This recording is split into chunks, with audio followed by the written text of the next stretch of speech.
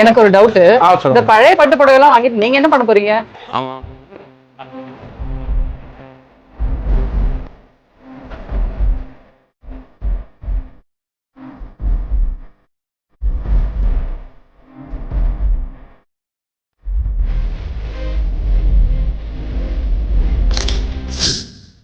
Celebrities கொண்டு வர பழைய பட்டு புடவைகளுக்கு மட்டும்தான் நிறைய பணம் கொடுப்பாங்களா? வாங்க, அடையாறுல இருக்கிற சத்குரு சில்க் சென்டர் போய் கேட்டுடலாம்.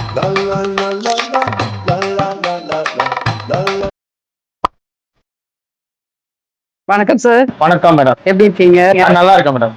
சார், புடவை எல்லாம் எடுத்துட்டு வந்திருக்கேன். இது என்ன வேல்யூன்னு மட்டும் சொல்லிடுங்க. செக் பண்ணிட்டு சொல்லுங்க. இது ஒரிஜினல் தான். இது ஒரிஜினல் தான். வெள்ளை கலர் வந்தா ஒரிஜினல். ஆமா மேடம். ரெட் கலர் தான் வருது. காப்பர். காப்பர்னா நோ வேல்யூ. வேல்யூ கிடையாது. வெள்ளி ஜரிகையா இருந்தா கை நிறைய பணங்க.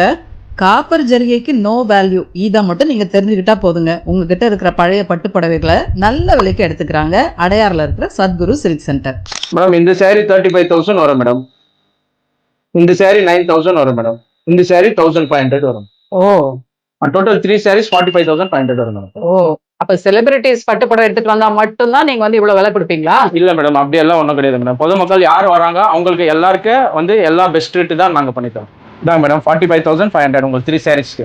Thank you so much. மேடம் இன்னொன்று ஒரு விஷயம், நாங்க வந்து சில்வர் காயின் நாங்க கொடுக்குறோம் மேடம்.